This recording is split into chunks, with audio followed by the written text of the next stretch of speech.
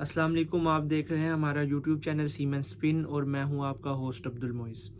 आज संडे का मैच हुआ और इंडिया वर्सेस ऑस्ट्रेलिया के दरमियान, जो कि इंडिया ने जीत लिया 6 विकेट से।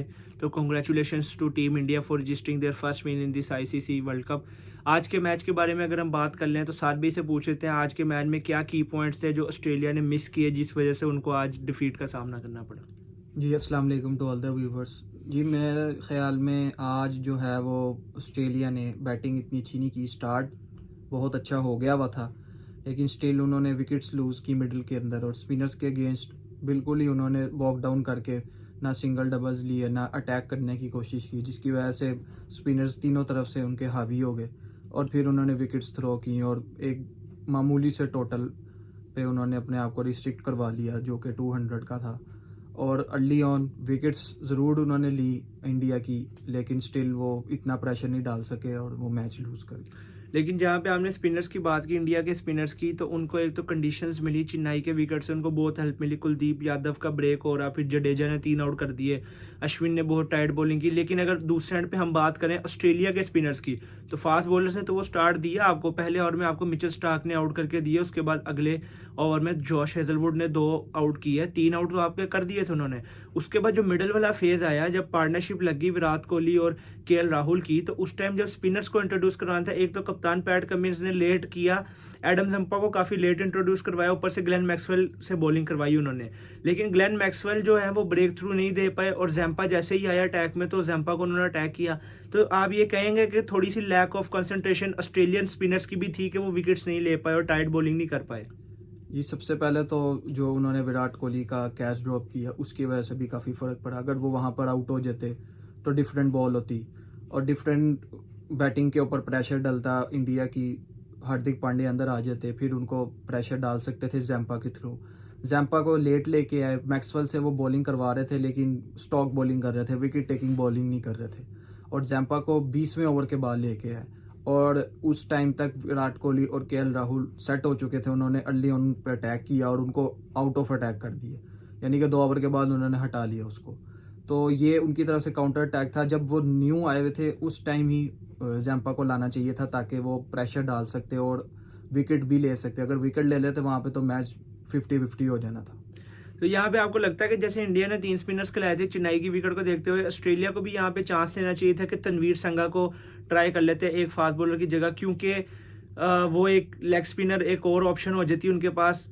ऑप्शंस वाइज मैं कहना चाह रहा हूँ, क्योंकि बॉलर्स जो स्पिन बॉलिंग ज़्यादा किया, 30 ओवर्स ऑलमोस्ट जो है वो इंडिया ने अपने स्पिनर से बॉल करवाए हैं। तो ऑस्ट्रेलिया के पास भी एक एक्स्ट्रा ऑप्शन होती है कि अगर जैम्पा के ऊपर अटैक हो रहा है तो अपने दूसरे बॉलर पे शिफ्ट कर देते पैट कमिंस। मुझे लगता है कि जो तनवीर संगा वो रिजर्व के अंदर हैं, और एस्टन अगर के इंजर्ड होने के बाद मार्नस लबुशेन को उन्होंने इंक्लूड किया था स्क्वाड में। तो मुझे लगता है कि तनवीर संगा रिजर्व में है, वो माइट भी नहीं खेल सकते अनलेस के वो 15 के स्क्वाड में आ जाए। और दूसरा ये कि मैक्सवेल एक पार्ट टाइमर है, वो रेगुलर बॉलर नहीं है, लेकिन स्टिल वो स्टॉक बॉलिंग कर सकते हैं, लेकिन विकेट बहुत कम ले सकते हैं अनलेस अनटिल बैट्समैन उनके ऊपर अटैक करे।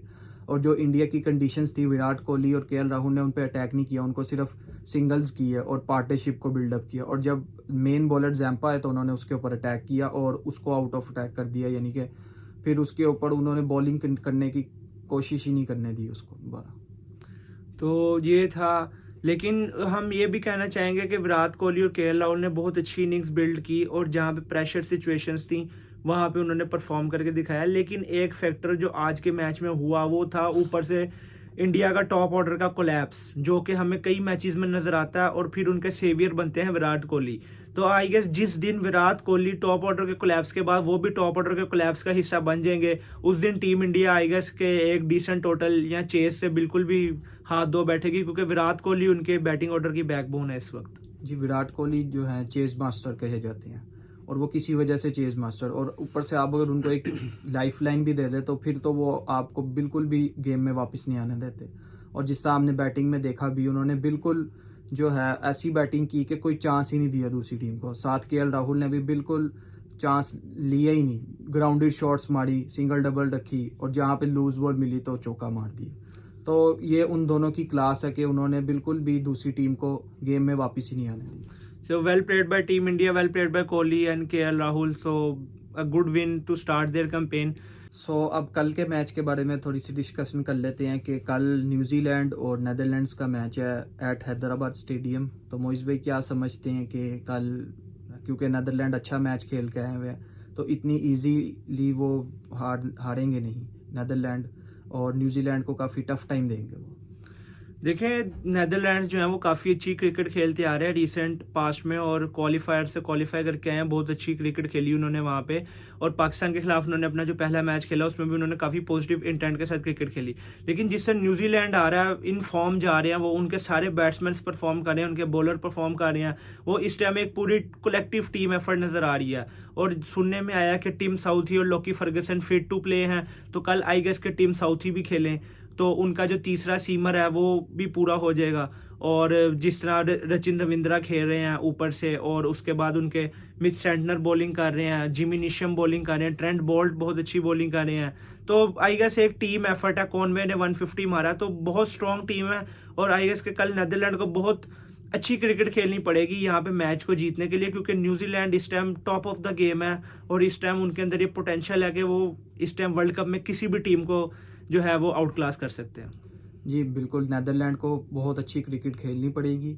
और आपने देखा भी कि उन्होंने किस तरह लियोन पाकिस्तान के ऊपर प्रेशर डाला विकेट्स के थ्रू। उनके स्पिनर्स काफ़ी अच्छी बॉलिंग कर रहे हैं, और आपको पता है कि हैदराबाद पे वो पहले खेल चुके हैं। न्यूजीलैंड का कल पहला मैच होगा हैदराबाद स्टेडियम में, तो नेदरलैंड को कंडीशंस के बारे में आइडिया होगा कि किस तरह की कंडीशंस है और विकेट क्या प्ले करती है। तो उनको मुझे लगता है काफ़ी अच्छी क्रिकेट खेलनी पड़ेगी, और वो आते भी प्लानिंग के साथ हैं, बैट्समैन के ऊपर वर्कआउट करके आते हैं और अपने प्लान्स के साथ स्टिक करते हैं। और स्कॉट एडवर्ड्स ने जिस तरह पिछले मैच में कैप्टनसी की, बड़ी इंप्रेसिव कैप्टनसी की, तो मुझे लगता है काफ़ी अच्छा मैच होगा कल।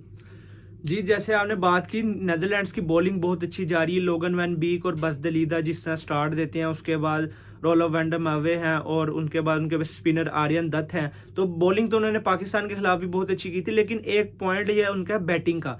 बैटिंग में आपने जिस तरह देखा, पिछले मैच में विक्रम सिंह बहुत अच्छी इनिंग्स खेल रहे थे, लेकिन जैसे ही विक्रम सिंह की विकेट लूज हुई शदाब खान के ऊपर, उसके बाद वो उनकी जो एक मिडल ऑर्डर कोलैप्स होता है वो हो गया, और उसके बाद कोई बैट्समैन इतना अच्छा परफॉर्म नहीं कर पाया, और वो 200 पे जाके ऑल आउट हो गए। तो आई गेस ये एक एरिया है जिस पे नेदरलैंड्स को वर्क करना पड़ेगा कि उनका जो मिडल ऑर्डर कोलैप्स है उसको अवॉइड कैसे करना है, और अगर उनकी कॉन्स्टेंटली 1-2 विकेट्स गिरती हैं तो उनको दोबारा पार्टनरशिप बिल्ड करके दोबारा गेम के अंदर वापस कैसे आना है। जैसे आप वर्ल्ड क्लास लेवल पे खेल रहे हो, तो ये चीज़ आपके अंदर लाजमी होनी चाहिए कि अगर आपकी विकेट्स ज़रा गिरती हैं तो आपको उसको बैकअप करना है, आपको दोबारा रीबिल्ड करना है इनिंग्स को, वरना आप कोई मैच इससे नहीं जीत पाएंगे इतने बड़े प्लेटफॉर्म पे। जी, हमने पिछले मैच में भी देखा था कि हाई पेस के ऊपर जब इनके खिलाफ बॉलिंग होती है तो इनको मुश्किल होती है। जिस तरह हारिस रऊफ ने एक स्पेल किया और बिल्कुल एक साइड पर कर दिया मैच।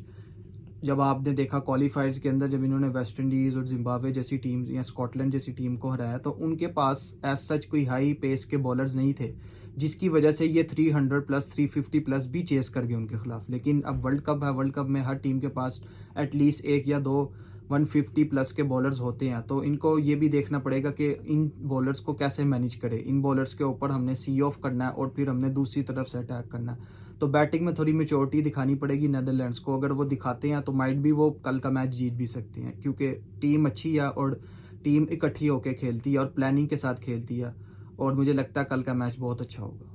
तो प्रेडिक्शंस की तरफ आ जाते हैं। कल साद भाई ने कहा था कि ऑस्ट्रेलिया जीतेगा, और मैंने कहा था क्योंकि इंडिया का होम ग्राउंड है तो उनको पहले मैच का एडवांटेज होगा। तो मेरी ठीक हो गई है। 4 पॉइंट्स मेरे यहाँ, 2 पॉइंट साद भाई के हैं, तो I am leading by 2 points. कल की प्रेडिक्शंस की अगर बात कर ले तो साद भाई कल कौन जीत रहा है मैच? फिर कल तो मुझे लगता है कि न्यूजीलैंड ही जीतेगा। मुझे भी यही लगता है न्यूजीलैंड जीतेगा, क्योंकि वो एक बहुत अच्छी क्रिकेट खेलते हुए आ रहे हैं, और नेदरलैंड जो है वो उनको बहुत एक्स्ट्रा ऑर्डिनरी एफर्ट करनी पड़ेगी न्यूजीलैंड को हराने के लिए, जो आई गेस वो न्यूजीलैंड कल उनको करने नहीं देंगे। So we are both backing up New Zealand. So ये था आज का हमारा post match review of India and Australia match and preview of the tomorrow's match between Netherland and New Zealand. आप हमारे चैनल को सब्सक्राइब करें, हमारी वीडियो को लाइक करें, वीडियो को शेयर भी करें, and keep watching seamen spin.